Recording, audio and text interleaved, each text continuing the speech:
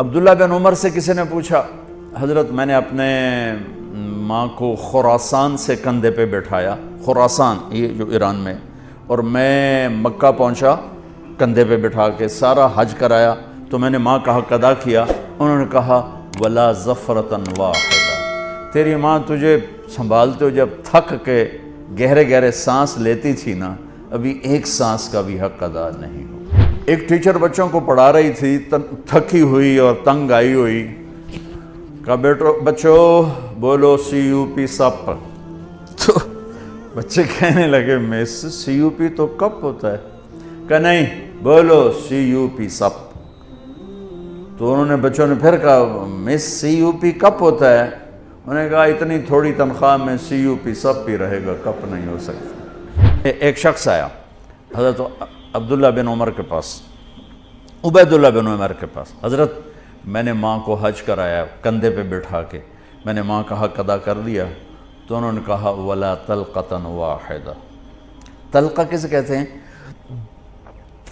جب بچہ پیدا ہوتا ہے تو ماں کو دردوں کی لہریں اٹھتی ہیں اور وہ بے شمار اٹھتی ہیں، تڑپا کے رکھ دیتی ہیں، اس ایک لہر کو طلقہ کہتے ہیں۔ ایک لہر، جو ایک لہر اٹھ کے چلی جاتی ہے اور پیچھے دوسری آ رہی ہوتی ہے، اس ایک لہر کو طلقہ کہتے ہیں۔ تو عبیداللہ بن عمر فرمانے لگے ابھی ایک لہر کا بھی حق ادا نہیں ہوا، یعنی یہ حق ادا ہو ہی نہیں سکتا۔ عبداللہ بن عمر سے کسی نے پوچھا، حضرت میں نے اپنے ماں کو خراسان سے کندھے پہ بٹھایا، خراسان یہ جو ایران میں، اور میں مکہ پہنچا کندھے پہ بٹھا کے، سارا حج کرایا، تو میں نے ماں کا حق ادا کیا۔ انہوں نے کہا ولا ظفرۃ واحدہ، تیری ماں تجھے سنبھالتے ہو جب تھک کے گہرے گہرے سانس لیتی تھی نا، ابھی ایک سانس کا بھی حق ادا نہیں ہو۔ اتنا حق رکھا ہے۔ میں قربان جاؤں اپنے نبی کی سیرت پر، آپ نے فرمایا اکرموا اولادکم، اپنی اولاد کو بھی عزت دو، اپنی اولاد کو بھی عزت دو۔ ماتحت کو عزت دینا یا چھوٹوں کو عزت دینا تو اس سے بھی بڑی بات بن جاتی، جو تمہاری جن کو قتل بھی کر دو تو تمہارے اوپر کوئی مقدمہ نہیں بن سکتا ہے۔ آپ نے کہا اپنی اولاد کو عزت دو، کہ ان کے اندر عزت بھرو گے تو وہ واپس آئے گی۔ جب ہر وقت ڈنڈا چڑھا ہوا ہے، کتنا پڑھ لیا، کتنے اے آ گئے، کتنے بی آ گئے، کتنے سی آ گئے، جب ہر وقت ان کے سروں پہ یہ تلوار، 3 سال کے بچوں کو اسکول میں مائیں ڈال دیتی ہیں، ان سے بڑا ظالم کون ہوگا؟ 3 سال کا بچہ بھی اسکول جانے کے قابل ہوتا ہے، وہ تو ماں کی گود کے لیے ہوتا ہے۔ 7 سال تک میرا نبی کہتا ہے نماز پڑھنے کا نہ کہو، نماز جیسے فریضے کو جو سب سے زیادہ شریعت میں ہائی لائٹ ہوا ہے، 7 سال تک وہاں نماز بھی نہ تو کیا کرو کہ پیار دو، چھاؤں دو، جھولی دو، گود دو۔ جو ماں 2 بچوں کو تنگ ہو کے اور جا کے اسکول پھینک آتی ہے کہ میری جان بخشی جائے، 30 بچوں کو ایک ٹیچر کیسے سنبھالے گا یا سنبھالے گی؟ اپنے بچوں کو اسکول ڈال دیا تو بیکن والوں کے پاس یا گرامر والوں کے پاس یا جتنے بھی اسکول ہیں ان کے پاس تو محبت کوئی نہیں، وہ تو ایک ڈیل ہو رہی ہے۔ ہمارے اسکول کے ہمارا جو نظام تعلیم ہے وہ کاروبار بن چکا ہے۔ معذرت کے ساتھ ہاتھ جوڑ کے کہتا ہوں، ہمارا نظام تعلیم نہیں ہے، ہمارے تعلیمی ادارے تو کاروبار بن چکے ہیں، ہمارے ڈاکٹر تاجر بن چکے ہیں۔ جب قوموں پہ زوال آتا ہے تو یہ چیزیں ظاہر ہوتی ہیں۔ ایسے ایک لطیفہ ہے کہ اچھا اوپر سے تنخواہیں تھوڑی، ایک 40 بچے، 30 بچے، 20 بچے پکڑا دیے، ایک چیں کر رہا ہے، ایک باں کر رہا ہے، ایک اون کر رہا ہے، کہیں کر رہا ہے، وہ بیچارے کبھی ادھر بھاگتی کبھی ادھر بھاگتی ہے، تو ماں کہتی میں نے بیکن میں ڈال دیا، بس ہن ٹھیک ہو جائے گا، ٹھیک ہو جائے گا، وہ تیرے سر تے ہی لتر مارے گا بڑا ہو کے۔ ایک ٹیچر بچوں کو پڑھا رہی تھی، تھکی ہوئی اور تنگ آئی ہوئی، کہا بچوں بولو سی یو پی سپ۔ تو بچے کہنے لگے مس سی یو پی تو کپ ہوتا ہے، کہا نہیں بولو سی یو پی سپ۔ تو انہوں نے بچوں نے پھر کہا مس سی یو پی کپ ہوتا ہے، انہوں نے کہا اتنی تھوڑی تنخواہ میں سی یو پی سب پی رہے گا، کپ نہیں ہو سکتا۔ میں قربان جاؤں، میرے نبی نے کہا اکرموا اولادکم، اپنی اولاد کو عزت دو۔ سب والدین بیٹھے ہوئے ہیں، ماں باپ بیٹھے ہوئے۔ میرے نبی خود کیسے عزت دیتے تھے؟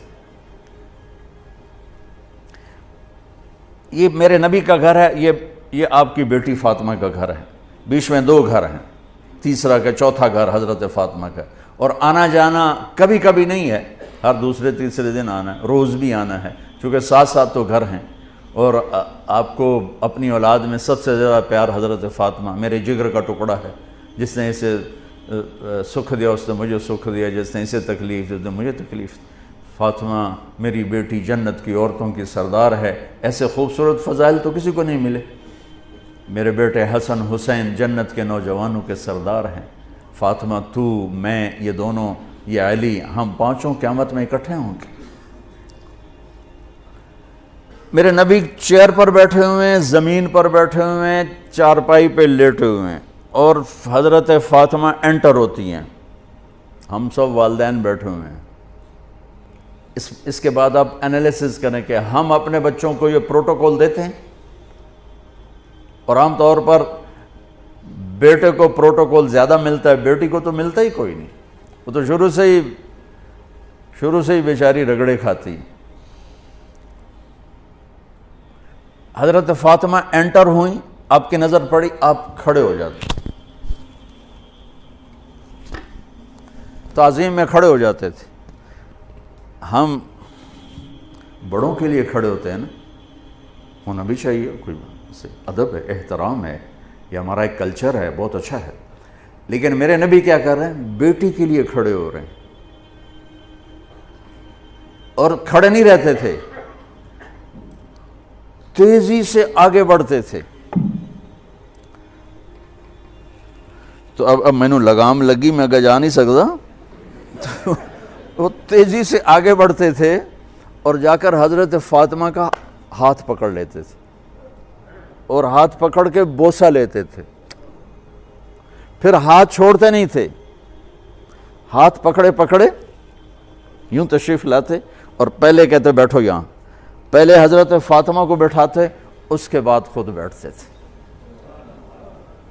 یہ میرے نبی کی سیرت کے وہ پہلو ہیں جو آپ نے شاید کبھی نہیں سنے ہوں گے۔